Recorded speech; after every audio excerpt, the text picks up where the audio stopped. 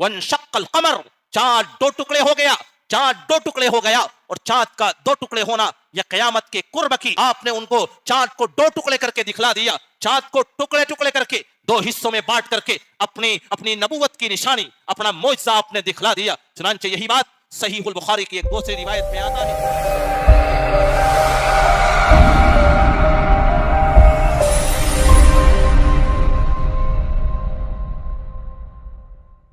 आकिब, मेरे 5 नाम है, मेरे 5 नाम हैं, जिनमें से पहला नाम अना अहमद, मेरा नाम अहमद भी है, वाना मोहम्मद, मेरा नाम मोहम्मद भी है। ये दोनों नाम असली हैं, ये दोनों नाम आलम है। बकिया आपके जो अस्मा है वो सिफाती नाम है। आपने फरमाया अनल माही, मेरा नाम माही भी है। अल्लज़ी यमहुल्लाहु बियल कुफ्र, मेरे जरिए से अल्लाह ताला कुफ्र को मिटा देगा। माही का नाम मतलब है मिटाने वाला। अनल माही, मैं माही भी हूं, मेरे जरिए से अल्लाह ताला कुफ्र को, शिरक को, जलालत और गुमराही को मिटा देगा। व अनल हाशिर, मेरा नाम हाशिर भी है। हाशिर का मतलब है अल्लज़ी युहशरुन नासु अला कदमैया, कि मेरे कदमों के पीछे, मेरे निशाने कदम के पीछे लोगों को मैदान महशर में इकट्ठा किया जाएगा। मैं जैसे इस दुनिया से जाऊंगा उसके बाद लोग मेरे पीछे पीछे मैदान महशर में इकट्ठा होंगे। व अनल आकिब, मेरा नाम आकिब भी है।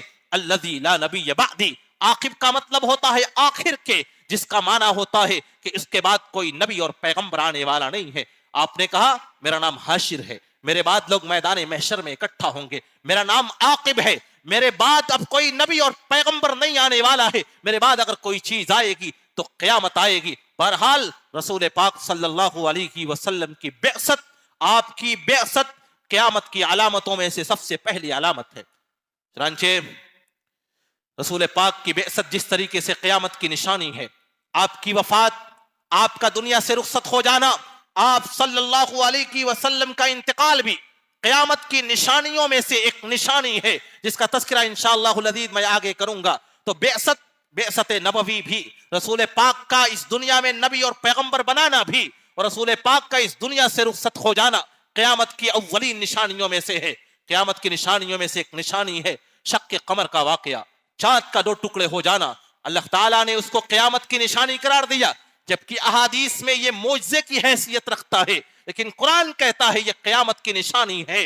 इक़्तरबतिस्साअतु वनशक्कल क़मर, चाँद 2 टुकड़े हो गया, चाँद 2 टुकड़े हो गया, और चाँद का 2 टुकड़े होना यह क़यामत के कुर्ब की, उसके करीब आने की अलामत व निशानी है। ये निशानी आपने क्यों दिखाई थी? चुनांचे सहीहुल बुखारी की एक रिवायत, हदीस के रावी हजरत अनस इब्न मालिक रज़ियल्लाहु ताला अन्हु फरमाते हैं, इन्ना अहल मक्का सअल रसूलुल्लाह सल्लल्लाहु अलैहि वसल्लम अन युरियहुम आयात। अहले मक्का ने रसूल पाक सल्लल्लाहु अलैहि वसल्लम से ये मुतालबा किया कि हमें नबूवत की कोई निशानी बतलाइए, हमें नबूवत की कोई अलामत बतलाइए। फअराहुम इंशिकाकल कमर, आपने उनको चाँद को 2 टुकड़े करके दिखला दिया, चाँद को टुकड़े टुकड़े करके 2 हिस्सों में बांट करके अपनी अपनी नबूवत की निशानी, अपना मोइज़ा आपने दिखला दिया। चुनांचे यही बात सहीहुल बुखारी की एक दूसरी रिवायत में आता है। हजरत अनस इब्न मालिक फरमाते हैं कि अल्लाह के रसूल सल्लल्लाहु अलैहि वसल्लम ने जब चाँद को 2 टुकड़े किया, कुन्ना मअन नबी सल्लल्लाहु अलैहि वसल्लम बिमिनन, हम लोग अल्लाह के रसूल के साथ मिना के मैदान में मौजूद थे। आपने चाँद को जब 2 टुकड़े किया और आपके मोइज़े के तौर पर जब चाँद 2 हिस्सों में बटा, फसारतिल क़मरु फ़िलक़तैन, चाँद 2 हिस्सों में तकसीम हो गया। फ़िलक़तुन वरा अल जबल, एक हिस्सा चाँद का एक टुकड़ा हिरा पहाड़ के पीछे चला गया। व फ़िरक़तन दूनहु, और चाँद का एक टुकड़ा हिरा पहाड़ के इस जानिब है। एक टुकड़ा हिरा पहाड़ के पिछले पीछे के हिस्से में जाकर के छुप जाता है, और एक टुकड़ा जो हमारी जानिब था। सहाबा ने और सारे लोगों ने अपने सर की निगाहों से और सर की आंखों से चाँद को 2 टुकड़े होते हुए देखा। फिर उसके बाद आपने फरमाया अल्लाहुम्मा अशहद, ऐ अल्लाह गवाह रहना, लोगों गवाह रहना कि मैंने अपनी नबूवत और रिसालत की तबलीग के लिए अपना पैगाम भी पहुंचा दिया, लोगों के सामने अपना मोइज़ा भी दिखला दिया। चाँद के शक्के कमर के मोइज़े के बारे में बहुत से लोगों को एतराज है, ये मोइज़ा कब हुआ, कैसे हुआ? ये सिर्फ एक मजहबी कहानी की हैसियत से लोग जानते हैं, क्योंकि तारीख निगारों ने और सीरत लिखने वालों ने, तारीख और हिस्ट्री लिखने वालों ने चाँद के शक का اور انشقاق القمر کے واقعے کی تفصیلات بیان نہیں کی ہیں۔ معاملہ یہ ہے کہ جس وقت رسول پاک صلی اللہ علیہ وسلم نے مینا کی اس گھاٹی اور وادی میں کھڑے ہو کر کے آپ نے اپنے اشاروں سے چاند کے دو ٹکڑے کیا تھا، وہ رات کا حصہ تھا۔ بہت سارے ممالک کے اندر وقت فرق ہوتا ہے، بہت سارے ممالک میں دن تھا جس کی وجہ سے چاند ان کو نظر نہیں آیا۔ بہت سارے ممالک ایسے تھے جن میں رات کا آخری حصہ چل رہا تھا، لوگ نیند کے عالم میں تھے، انہوں نے دیکھا نہیں، اسی لیے تاریخ کے اندر اس کا کوئی خاص تذکرہ نہیں ملتا ہے۔ لیکن ایک بات ضرور ہے کہ بعض ہندوستانی سیرت نگاروں نے جنوبی ہند کے راجہ کیرالا کے ریاست کیرالا کے راجہ چیرامن پیرومل کے بارے میں لکھا ہوا ہے کہ وہ رات کے وقت اپنے محل میں ٹہل رہا تھا اور اسی دوران اس نے ٹہلتے ہوئے چاند کو شک ہوتے ہوئے، چاند کو دو ٹکڑے ہوتے ہوئے دیکھا تھا۔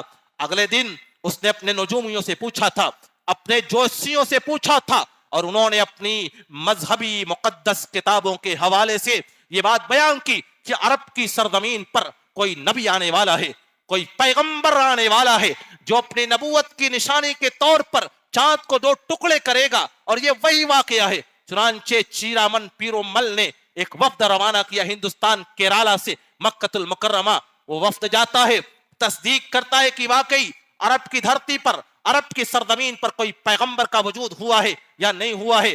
معلوم ہوا کہ ہاں ایک نبی کا ظہور ہوا ہے۔ وہ وفد واپس آتا ہے، بادشاہ وقت چیرامن پیرومل مسلمان ہوتا ہے، وہ اسلام قبول کرتا ہے۔ لوگ یہ سمجھتے ہیں کہ ہندوستان میں اسلام محمد بن قاسم کے ساتھ آیا ہوا ہے یا عہد فاروقی میں آیا ہوا ہے، حالانکہ ہندوستان میں اسلام اولین دور میں ہجرت نبوی سے پہلے ہی ہندوستان میں اسلام داخل ہو چکا تھا۔ اس ہندوستان کی سرزمین کا پہلا مسلمان وہ ریاست کیرالا کا وہ راجہ چیرامن پیرومل ہے۔ اس نے اسلام قبول کیا، اور اسلام قبول کرنے کے بعد اس نے کیرالا کے ضلع تریشور کے کوڈنگلور میں، کیرالا کی ریاست کے ضلع تریشور کے کوڈنگلور کے اندر ایک مسجد تعمیر کی جو آج بھی مسجد چیرامن جامع مسجد کے نام سے مشہور ہے۔ اس مسجد کی تاریخی حیثیت یہ ہے، وہ ہندوستان کی اولین مسجد ہے، وہ ہندوستان کی ہی نہیں بلکہ تاریخ اسلام کی وہ پہلی مسجد ہے، تاریخ اسلام کی وہ پہلی مسجد ہے۔ اگر یہ مان لیا جائے کہ اس مسجد کی تعمیر ہجرت نبوی سے پہلے ہوئی ہے، کیونکہ انشقاق القمر کا واقعہ مکے کی دھرتی پر ہوا ہے، ہجرت نبوی سے پہلے ہوا ہے۔ مسجد قباء کی تعمیر ہجرت کے راستے میں، مسجد نبوی کی تعمیر ہجرت کے بعد ہوئی ہے۔ اگر یہ مان لیا جائے کہ اس نے اسلام قبول کیا ہے ہجرت نبوی سے پہلے اور اس نے مسجد تعمیر کی ہے، تو اس کی یہ تعمیر ہجرت نبوی سے قبل اور اسلام کی تاریخ اسلام کی بعثت نبوی کی سب سے پہلی مسجد ہندوستان کے اندر ریاست کیرالا کے اندر چیرامن جامع مسجد کے نام سے وجود میں آتی ہے۔ 7ویں صدی ہجری کے اندر ہندوستان میں اسلام آ گیا تھا اور اولین مسجد وہ ہندوستان میں تعمیر ہوئی ہے۔ بہرحال بتلانے کا مقصد یہ ہے، رسول پاک صلی اللہ علیہ وسلم کے معجزات میں سے ایک معجزہ انشقاق القمر بھی ہے، چاند کا دو ٹکڑے ہونا۔ 1969 سے پہلے دنیا اس کو صحیح نہیں مانتی تھی، اس واقعے کی تصدیق نہیں کرتی تھی، سائنسدان اس کو حقیقت نہیں مانتے تھے۔ لیکن 1969 کے اندر جب ناسا کا خلائی سیارہ روانہ ہوتا ہے اور سیٹلائٹ کے ذریعے سے اور سیاروں کے ذریعے سے جب ناسا نے تصویر شائع کی اور دنیا نے اپنی نگاہوں سے دیکھا کہ چاند کے اوپر ایک سیدھی لمبی لکیر دور تک کھینچی ہوئی چلی گئی ہے، تب دنیا نے یہ سمجھا کہ یہ واقعہ حقیقت ہے، کیونکہ چاند کے اوپر اس سے پہلے کوئی اتنا بڑا واقعہ پیش نہیں آیا تھا۔ رسول پاک صلی اللہ علیہ وسلم کا وہ معجزہ تھا جس کی سائنس ابھی تصدیق کرتی ہے۔ بہرحال اللہ کے رسول صلی اللہ علیہ وسلم نے اپنے معجزے کے طور پر، اپنے نبوت کی نشانی کے طور پر جو انشقاق القمر دکھلایا، قرآن اس کو قیامت کی علامتوں میں سے، قیامت کی نشانیوں میں سے شمار کرتا ہے۔ قیامت کی نشانیوں میں سے ایک نشانی، جیسا کہ میں نے کہا تھا، رسول پاک کی وفات۔ اٹھائیے صحیح البخاری جلد اول کتاب الجزیہ کی حدیث، اور حدیث کے راوی حضرت عوف ابن مالک رضی اللہ تعالی عنہ۔ عوف ابن مالک فرماتے ہیں اللہ کے رسول صلی اللہ علیہ وسلم نے ارشاد فرمایا، یا عوف عود ستم بین ید الساعہ، موتی ثم فتح بیت المقدس ثم موتان شدید یأخذ فیکم کقیاس الغنم ثم استفاضة المال ثم فتنة لا يبقى بيت من العرب الا دخلته ثم هدنة تكون بينكم وبين بني الاسفر۔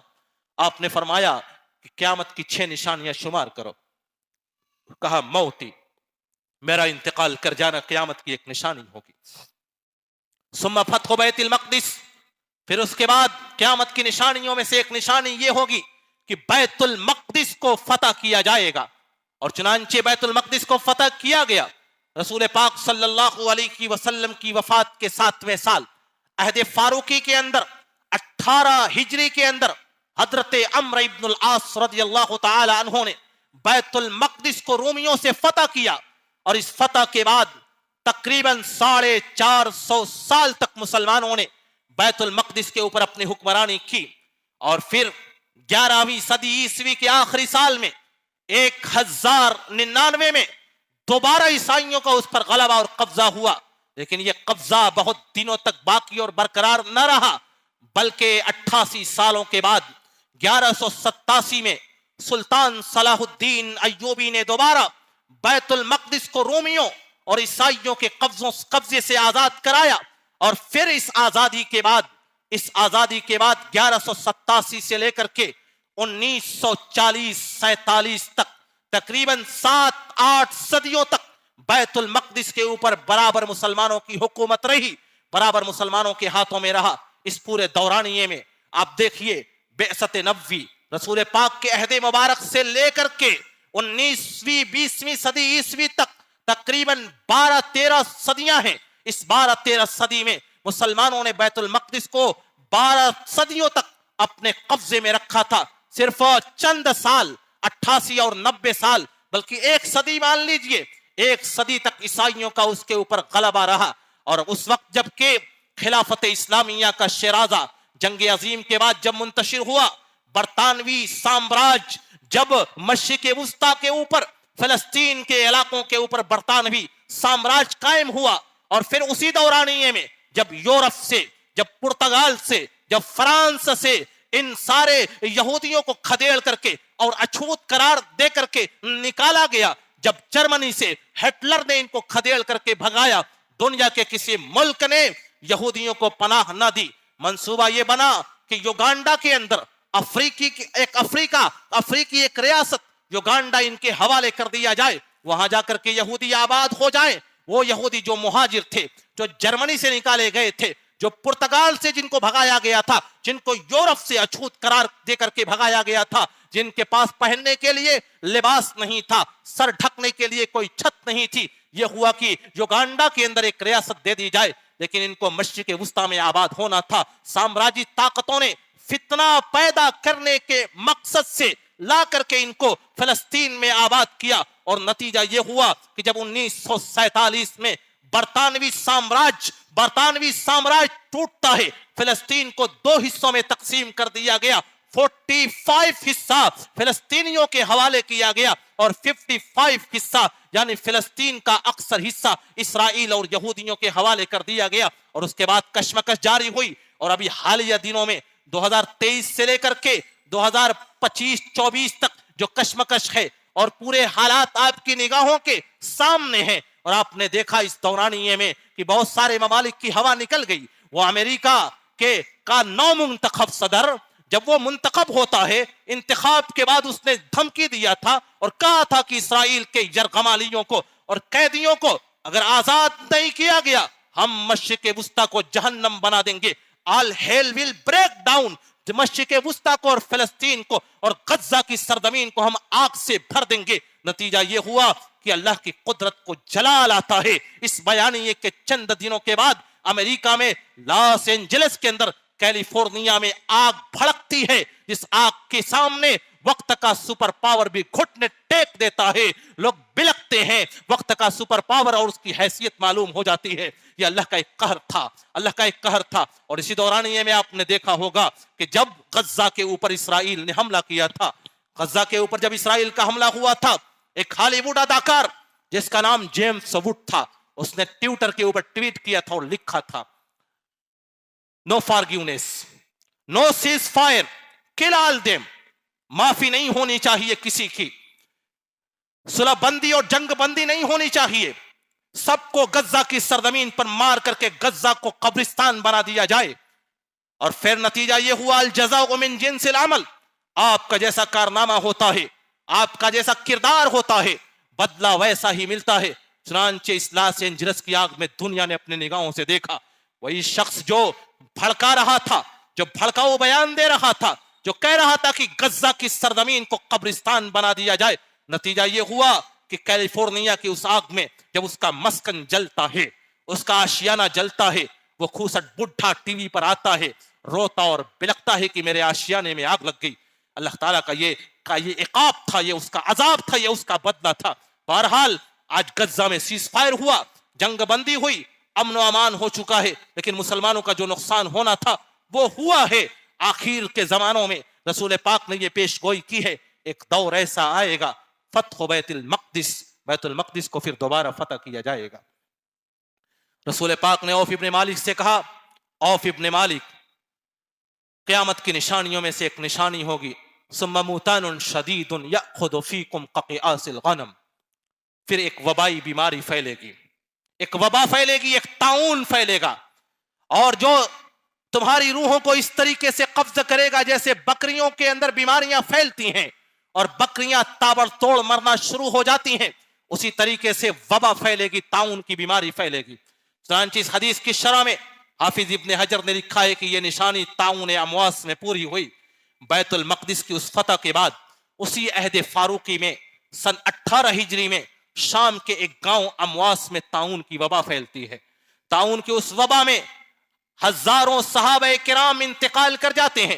اسی وبا اور بیماری میں حضرت امین الامت حضرت ابو عبیدہ ابن الجراح، حضرت معاذ ابن جبل، حضرت بلال حبشی، یزید ابن ابو سفیان، سرحبیل ابن حسنہ، بڑے بڑے صحابہ کرام کا انتقال ہو جاتا ہے۔ جب یہ بیماری وبائی شکل اختیار کرتی ہے وہ سارے لوگ طاعون کی چپیٹ میں آ جاتے ہیں۔ حضرت عمرو ابن العاص رضی اللہ تعالی عنہ کو جب امیر بنایا گیا، انہوں نے کہا کہ سارے لوگ انسانی بستیوں کو چھوڑ کر کے پہاڑوں میں جا کر کے آباد ہو جائیں، پہاڑوں میں الگ الگ مسکن بنا کر کے رہنے لگ جائیں، پہاڑوں میں کوارنٹائن ہو جائیں اور علیحدہ علیحدہ زندگی گزارنے لگیں۔ اگر ایسا کیا تو اس وبا کا زور ٹوٹ جائے گا۔ چنانچہ حضرت عمرو ابن العاص کے اس مشورے کے بعد صحابہ کرام اور تابعین کی جماعت انسانی آبادی سے اس گاؤں سے نکلتی ہے اور جا کر کے پہاڑوں میں آباد ہو جاتی ہے۔ پہاڑوں میں جب آباد ہوئے وبا کا زور ٹوٹتا ہے، کمزور پڑتا ہے اور اس طریقے سے یہ وبا ختم ہوتی ہے۔ رسول پاک فرماتے ہیں کہ قیامت کی نشانیوں میں سے ایک نشانی طاعون امواس بھی ہے، اور ہم نے بھی وبائی بیماریاں دیکھی ہیں۔ ابھی 3-4 سال قبل وہی کیفیت تھی طاعون کی، وہی وبائی بیماری تھی، وہی حالات تھے۔ جب دنیا کو کوارنٹائن کیا گیا، اپنے اپنے گھروں میں قید کیا گیا، اس کے بعد اس وبا کا زور ٹوٹتا ہے۔ بہرحال قیامت کی نشانیوں میں سے ایک نشانی یہ ہے کہ وبائی بیماریاں پھیلیں گی، اور یہ علامت واقع ہو چکی ہے۔ رسول پاک صلی اللہ علیہ وسلم فرماتے ہیں کہ قیامت کی نشانیوں میں سے ایک نشانی ہوگی، ثم استفاضۃ المال، پھر مال اور دولت کی فراوانی ہوگی، مال اور دولت کی کثرت ہوگی، حتی یؤتی الرجل 100 دینار فیظل ساخطا، ایک آدمی کو 100 دینار دیا جائے گا پھر بھی وہ ناراض ہو جائے گا۔ 100 دینار ملنے کے بعد بھی وہ خوش نہیں ہوگا، وہ ناراض ہو جائے گا، وہ خفا ہو جائے گا۔ قیامت کی یہ نشانی ہے کہ مال اور دولت کی ریل پیل، مال اور دولت کی کثرت ہوگی۔ اللہ کے رسول صلی اللہ علیہ وسلم کی ایک حدیث صحیح البخاری میں آپ نے فرمایا کہ قیامت کی نشانیوں میں سے ایک نشانی یہ ہوگی، ان من اشراط الساعۃ ان یفیض المال، قیامت کی نشانیوں میں سے ایک نشانی یہ ہوگی کہ مال اور دولت کی کثرت ہوگی، یہاں تک کہ حتی یحم رب المال من یقبل صدقتہ، یہاں تک کہ ایک مالدار آدمی کو اس بات کی فکر ہوگی کہ کون ہے جو اس کے زکوٰۃ کو قبول کرے گا۔ کوئی فقیر نہیں ملے گا، کوئی محتاج نہیں ملے گا جو اس کے مال کی زکوٰۃ کو قبول کر سکے، جو اس کے مال کی زکوٰۃ کو لے سکے۔ اور یہی بات رسول پاک صلی اللہ علیہ وسلم نے صحیح البخاری کی ایک دوسری حدیث میں فرمائی۔ صحیح البخاری جلد اول کی یہ روایت، اور حدیث کے راوی حضرت عدی ابن حاتم رضی اللہ تعالی عنہ، عدی ابن حاتم فرماتے ہیں کہ اللہ کے رسول صلی اللہ علیہ وسلم کے پاس جاء رجل الى النبی صلی اللہ علیہ وسلم فشقا الیہ الفاقہ ثم جاء آخر فشقا الیہ قطع السبیل، ایک آدمی دربار نبوی میں آتا ہے، آنے کے بعد فقر و فاقہ کی، غربت کی شکایت کرتا ہے کہ گھروں میں فاقے پڑ رہے ہیں۔ پھر دوسرا آدمی آتا ہے اور آ کر کے شکایت کرتا ہے کہ ڈاکوؤں نے راستہ کاٹ دیا ہے، ڈاکو راستے میں تجارتی ساز و سامان کو لوٹ لیتے ہیں۔ اللہ کے رسول صلی اللہ علیہ وسلم نے ان کی شکایتوں کو سننے کے بعد آپ نے پیشگوئی فرمائی اور عدی ابن حاتم سے کہا، اے عدی ابن حاتم، ہل رأیت الہیرا، کیا تم نے عراق کا شہر ہیرا دیکھا ہے؟ عدی ابن حاتم نے کہا، ما رأیتها ولکن انبئت عنها، میں نے شہر ہیرا تو نہیں دیکھا لیکن ہیرا شہر کے بارے میں نے سن رکھا ہے۔ آپ نے ارشاد فرمایا، اے عدی ابن حاتم، لئن طالت بک حیات لترین الزعین ترتحل من الحیرہ حتی تطوف بالکعبہ ولا تخاف احدا الا اللہ۔ عدی ابن حاتم، تم آج راستے میں قزاقوں اور ڈاکوؤں اور لٹیروں کی شکایت کرتے ہو، ایک زمانہ ایسا آئے گا اگر تمہاری زندگی نے تمہارے ساتھ وفا کی، اگر تمہیں لمبی عمر ملتی ہے، اگر تمہیں تمہیں عمر کی درازی ملتی ہے، تو دیکھنا کہ ایک عورت مقام ہیرا سے نکلے گی، اونٹ کے اوپر سوار ہو کر کے نکلے گی، تنہا نکلے گی اور امن و امان کے ساتھ سفر کرتے ہوئے آئے گی، اور آ کر کے تنہا آ کر کے خانے کعبہ کا طواف کرے گی۔ وَلَا تَخَافُ أَحَدًا إِلَّا اللَّهُ، اسے اللہ کے علاوہ کسی کا خوف نہیں ہوگا، کسی کا ڈر نہیں ہوگا۔ آپ نے اس کے بعد ارشاد فرمایا، عدی ابن حاتم، لَتُفْتَحَنَّ كُنُوزُ کسریٰ، آج تم غربت کی، فقر و فاقہ کی شکایت کرتے ہو، تم لوگ کسریٰ کے خزانے کو فتح کرو گے، وقت کی سپر پاور حکومت کے خزانے کو تم لوگ فتح کر لو گے۔ میں نے پوچھا، اللہ کے رسول کسریٰ ابن ہرمز کی بات کر رہے ہیں؟ وقت کے سپر پاور حکمراں کی حکومت کو فتح کرنے، اس کے خزانے کو مال غنیمت بنانے کی بات کر رہے ہیں؟ آپ نے کہا، ہاں، کسریٰ ابن ہرمز کی بات کر رہا ہوں، تم لوگ کسریٰ ابن ہرمز کے خزانے کو فتح کرو گے۔ پھر اس کے بعد آپ نے فرمایا کہ ثم استفاضۃ المال، پھر مال اور دولت کی فراوانی ہوگی۔ لئن طالت بک حیات، اگر تمہاری زندگی دراز ہوئی، اگر تمہاری عمر نے تمہارے ساتھ وفا کی، لَيَخْرُجَنَّ الرَّجُلُ بِمِلْءِ كَفٍّ مِّن ذَهَبٍ وَفِضَّةٍ، ایک آدمی اپنی ہتھیلی بھر کر کے سونے اور چاندی کو لے کر کے اپنے مال کی زکات لے کر کے نکلے گا، فَلَا يَجِدُ أَحَدًا مَّن يَقْبَلُهُ، کوئی آدمی ایسا فقیر نہیں ہوگا، کوئی ایسا نادار نہیں ہوگا، کوئی ایسا غریب نہیں ہوگا جو اس کے مال کی زکات کو قبول کر سکے۔ عدی ابن حاتم نے کہا، میں نے رسول پاک کی تینوں پیشگوئیوں کے اوپر غور کیا، آپ کی دو پیشگوئیاں ثابت ہوئیں۔ میں نے اپنی نگاہوں سے دیکھا، میں نے اپنے سر کی آنکھوں سے دیکھا کہ ایک عورت ہیرا سے آتی ہے، عراق سے آتی ہے، اونٹ پر سوار ہو کر کے آتی ہے، آ کر کے خانہ کعبہ کا طواف کرتی ہے، اسے اپنی عزت اور عصمت کے لٹ جانے کا، اپنے سامان سفر کے لٹ جانے کا کوئی خطرہ نہیں ہوتا ہے۔ وَكُنْتُ فِي مَنِ افْتَتَحَ كُنُوزَ كِسْرَىٰ، میں ان لوگوں میں شامل تھا جنہوں نے کسریٰ کے خزانے کو فتح کیا تھا اور اسے لوٹا تھا، اسے مال غنیمت کے طور پر حاصل کیا تھا۔ پھر عدی ابن حاتم فرماتے ہیں کہ لوگوں، اگر تمہاری زندگی دراز ہوئی، اپنے شاگردوں سے کہتے ہیں، تابعین سے کہتے ہیں، اگر تمہاری زندگی دراز ہوئی تو تم دیکھو گے کہ رسول پاک کی تیسری پیشگوئی کہ ایک آدمی مال کی زکات لے کر کے نکلے گا، لیکن مال و دولت کی فراوانی ہوگی، ہر آدمی کے پاس دولتیں جمع ہو چکی ہوں گی، کوئی اس مال کو لے کر کے قبول کرنے والا، اس کو زکات میں لینے والا کوئی نہیں ہوگا۔ عدی ابن حاتم نے کہا کہ تم دیکھو گے کہ یہ پیشگوئی بھی ضرور مکمل ہوگی۔ چنانچہ حافظ ابن حجر نے صحیح البخاری کی شرح میں امام بیہقی کے حوالے سے حضرت عمر ابن حسید کا ایک اثر نقل کیا ہے کہ لما ولی عمر ابن عبد العزیز، جب عمر ابن عبد العزیز کو خلیفہ بنایا گیا، 2.5 سال تک ان کی حکومت رہی، 2.5 سال تک، 30 مہینوں تک ان کی خلافت رہی۔ 30 مہینے کے خلافت کے دورانیے میں اس قدر مال اور دولت کی فراوانی ہوتی ہے، اس قدر انصاف ہوتا ہے کہ ہر آدمی مالدار ہو جاتا ہے، کوئی فقیر نہیں ملتا۔ لوگ آ کر کے بیت المال کے اندر اپنے مال کی زکات کو جمع کر رہے تھے کہ اگر کوئی فقیر مل جائے تو اس مال کو اس فقیر کے حوالے کر دینا تاکہ میری اس مال کی زکات قبول ہو جائے اور ادا ہو جائے۔ بہرحال اللہ کے رسول فرماتے ہیں، اوف ابن مالک، قیامت کی نشانیوں میں سے ایک نشانی ہوگی ثم استفاضۃ المال، پھر مال اور دولت کی فراوانی ہوگی۔ پھر آپ نے ارشاد فرمایا، ثم فتنۃ لا یبقى بیت من العرب الا دخلته، پھر فتنے برپا ہوں گے، اور اس قدر فتنے برپا ہوں گے کہ عرب کا کوئی گھر بھی ان فتنوں سے محفوظ نہیں رہ پائے گا۔ وقت ہے نا میرے پاس؟ پھر اس کے بعد رسول پاک فرماتے ہیں، پھر فتنے برپا ہوں گے اور ایسے فتنے کہ عرب کا کوئی گھر محفوظ نہیں رہ پائے گا۔ میرے پاس وقت نہیں ہے ورنہ میں تفصیل سے ساری حدیثیں آپ کے سامنے بیان کرتا۔ اللہ کے رسول صلی اللہ علیہ وسلم کی ایک روایت و حدیث سن کر کے کو بیان کر کے میں بات کو آگے بڑھاؤں گا. اللہ کے رسول صلی اللہ علیہ وسلم کی یہ روایت صحیح البخاری کی. حدیث کے راوی حضرت اسامہ ابن زید رضی اللہ تعالی عنہ اشرف النبی صلی اللہ علیہ وسلم علی اطم من اطام المدینہ. اللہ کے رسول مدینے کے ایک ٹیلے پر آپ چڑھتے ہیں. مدینے کے ایک ٹیلے پر چڑھے, مدینے کی بستی پر آپ نے ایک طائرانہ نگاہ ڈالی, اور نگاہ ڈالنے کے بعد صحابہ سے کہا هل ترون ما ارى انی لا ارى الفتن خلال بیوتکم کمواقع القطر. میں اپنی نگاہوں سے دیکھ رہا ہوں کہ مستقبل میں تمہارے گھروں میں فتنے اس طریقے سے نازل ہوں گے جیسے بارش کے قطرات پیہم اور مسلسل نازل ہوتے ہیں. جب بارش نازل ہوتی ہے تو یکے بعد دیگرے اس کے قطرات نازل ہوتے چلے جاتے ہیں, انقطاع نہیں ہوتا ہے. آپ نے فرمایا بلا کسی انقطاع کے جب فتنے تمہاری بستی میں نازل ہوں گے, تمہارے گھروں میں داخل ہوں گے, تو عرب کے تمام گھروں میں وہ فتنے داخل ہو جائیں گے. آپ نے فرمایا کہ فتنے قیامت کی نشانیوں میں سے ایک نشانی ہوں گے.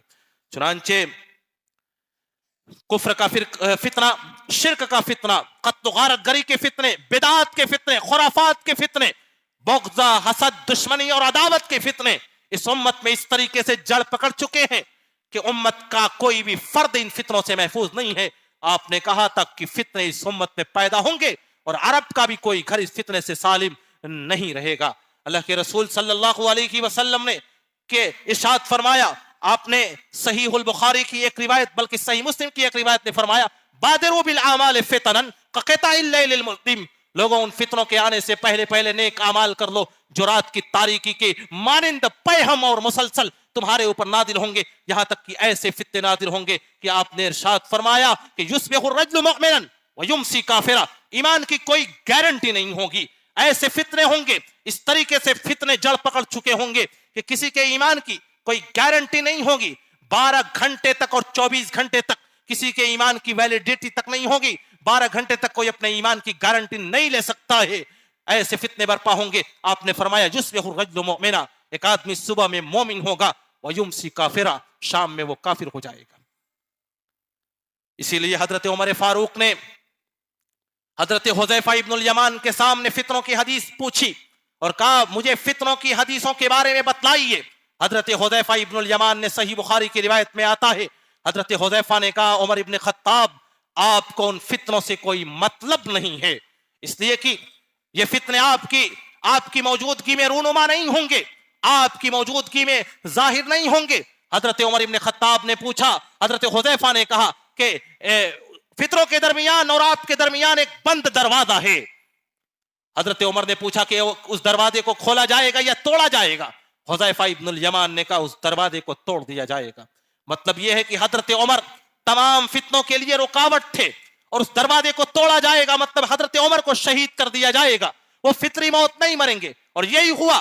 سعید ابن المسیب صحیح البخاری کی روایت میں فرماتے ہیں جب حضرت عمر فاروق کا قتل ہوا امت میں فتنے داخل ہونا شروع ہوئے, یہاں تک کہ پہلا فتنہ جب واقع ہوا امت میں حضرت عثمان کا جب قتل ہوا, جب خارجیوں نے اور بلوائیوں نے مدینے کا گھیراؤ کیا, حضرت عثمان کو گھر میں شہید کیا, مظلومانہ طریقے سے حضرت عثمان کو شہید کیا. اس کے بعد حضرت سعید ابن مسیب فرماتے ہیں اللہ تعالیٰ نے بدر کے تمام صحابہ کو آسمان پر اٹھا لیا, سب کو وفات دے دی, کوئی بھی بدری صحابی مدینے میں موجود نہیں تھا. مقتل عثمان کے بعد اللہ تعالیٰ نے اس سرزمین کو بدری صحابہ سے خالی کر دیا.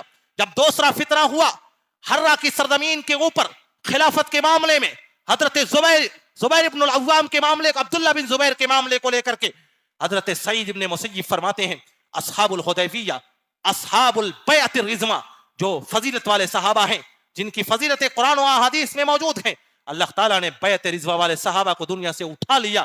اس طریقے سے خیر کے حامل, فضیلت کے حامل صحابہ کو اللہ تعالیٰ نے فتنوں کے دور میں اوپر اٹھا لیا, آسمان پر اٹھا لیا, انہیں دنیا سے رخصت کر لیا, ان کو وفات دے دیا. بہرحال بتلانے کا مقصد یہ ہے کہ جب بھی فتنے رونما ہوئے اللہ تعالیٰ نے خیر کو اٹھا لیا اس دھرتی سے, اور فتنے ہی اس بات کی علامت ہے کہ جب فتنے رونما ہوں گے تو خیر آٹومیٹک اس دھرتی سے اٹھ جائے گا. پھر اس کے بعد رسول پاک صلی اللہ علیہ وسلم فرماتے ہیں ثم ہدنہ, پھر معاہدہ ہوگا, ثم ہدنۃ تکون بینکم وبین بنی الاصفر فیقدرون, پھر تمہارے درمیان اور رومیوں کے درمیان, بنو الاصفر کے درمیان, عیسائیوں کے درمیان ایک معاہدہ ہوگا, جنگ بندی کا معاہدہ ہوگا. उस मुआहिदे को रूमी और ईसाई तोड़ देंगे, ये क़यामत की एक निशानी होगी। फयक़दिरून, वो धोखा दे देंगे, और धोखा देने के बाद फयअतूनकुम तहत समानीन गाया, 80 झंडा लेकर के आएंगे, 80 झंडा लेकर के आएंगे, और हर झंडे के नीचे 12,000 का लश्कर होगा। आप अंदाजा लगा लीजिए, 12,000 का लश्कर 80 झंडों तले, तकरीबन 9,60,000 का वो लश्कर जर्रार लेकर के आएंगे। मामला क्या होगा? सुनन अबी दाऊद की एक रिवायत में आता है, हदीस के रावी हजरत जी मिखियर रज़ियल्लाहु ताला अन्हु फरमाते हैं, अल्लाह के रसूल ने फरमाया, सतुसालिहून रूम सुलहन आमिना, तुम लोग रोमियों के साथ अमन बंदी की, जंग बंदी की सुलह करोगे।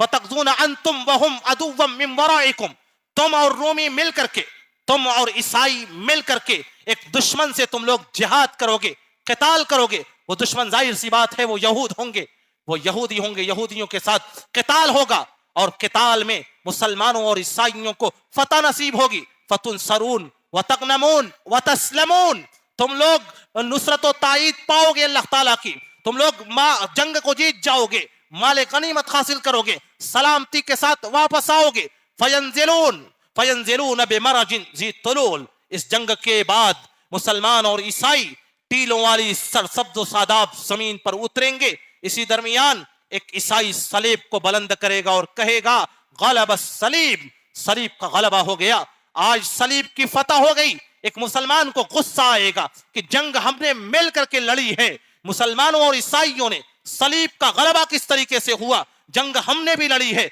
वो उठेगा, सलीब को तोड़ देगा, उस ईसाई को कत्ल कर देगा। उसके बाद ईसाई धोखा देंगे, इस मुआहिदे को तोड़ देंगे। इस मुआहिदे को तोड़ने के बाद तकरीबन 10 लाख का लश्कर जर्रार शाम की सरजमीन मकाम दाबिक या मकाम आमाक पर लेकर के आएंगे, जिसके बारे में सही मुस्लिम की एक रिवायत में आता है, हजरत अब्दुल्लाह इब्न मसऊद रज़ियल्लाहु ताला अन्हु की ये हदीस, हजरत अब्दुल्लाह इब्न मसऊद फरमाते हैं, यही वो आखिरी जंग होगी, यही वो जंग अज़ीम होगी जिसमें शरीक होने वाले मुसलमानों में से 1/3 फरार हो जाएंगे, 1/3 को शहीद कर दिया जाएगा, और 1/3 जो फौज बचेगी उन्हीं के हाथों जंग अज़ीम में फतह हासिल होगी। और इस फतह के बाद मुसलमान कुस्तुनतुनिया को फतह करेंगे। कुस्तुनतुनिया की फतह के बाद दज्जाल का खुरूज होगा, दज्जाल के खुरूज के बाद हजरत ईसा अलैहिस्सलातु वस्सलाम का नुज़ूल होगा। हजरत ईसा अलैहिस्सलाम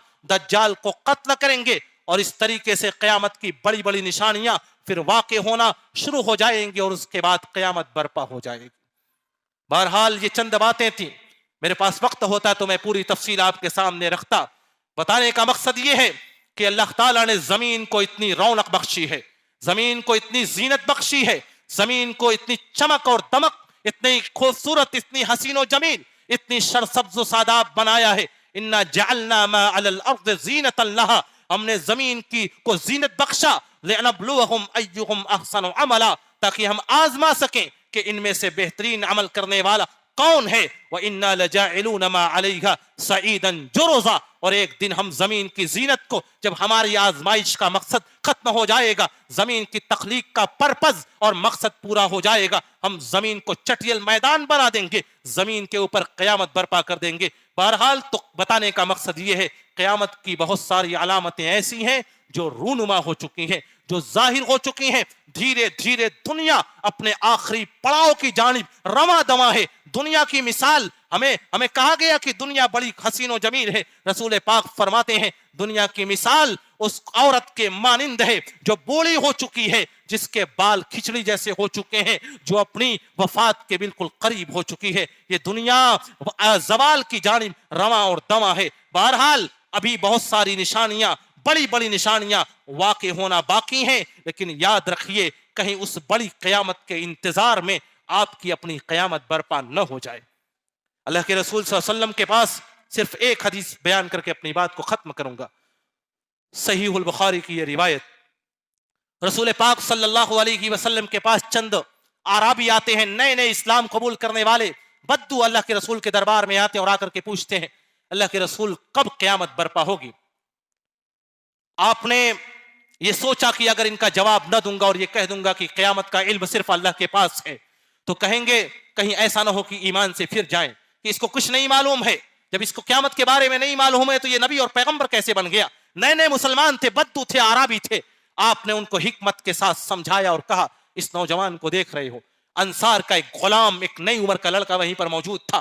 آپ نے کہا کہ ان هذا الغلام لم يدركه الحرم قامت علیکم قیامتکم. یہ نئی عمر کا لڑکا جب یہ جوان ہوگا، جوان ہونے کے بعد ابھی یہ بوڑھا نہیں ہوگا، قامت علیکم قیامتکم، اے لوگوں تمہارے اوپر تمہاری قیامت برپا ہو جائے گی. اللہ کے رسول کی مراد حقیقی قیامت نہیں، وہ بڑی والی قیامت نہیں تھی، بلکہ وہ خاص قیامت تھی جس کو موت کہا جاتا ہے. آپ نے کہا قامت علیکم قیامتکم، تمہارے اوپر قیامت برپا ہو جائے گی. کہیں ایسا نہ ہو کہ ہم قیامت کے انتظار میں ہوں، اس انتظار میں ہو کہ بڑی بڑی نشانیاں باقی ہیں اور اسی انتظار میں ہماری اپنی قیامت اور ہماری اپنی موت آ جائے. اس لیے ضرورت اس بات کی ہے کہ دنیا میں جو کچھ بھی آپ کو موقع ملے اپنے فرائض اور واجبات کو ادا کرتے رہیے، اپنے حقوق کو ادا کرتے رہیے. آخر میں اللہ تعالیٰ سے دعا ہے کہ الہ العالمین تو نے ہمیں جو بھی زندگی دی ہے اس زندگی میں نیک عمل کرنے کی توفیق عنایت فرما. رب العالمین جب تک تو ہمیں زندہ رکھ، اسلام کے اوپر زندہ رکھ، جب ہمارا خاتمہ ہو خاتمہ بالخیر ہو. آمین. وآخر دعوانا ان الحمد للہ رب العالمین. والسلام علیکم ورحمۃ اللہ وبرکاتہ.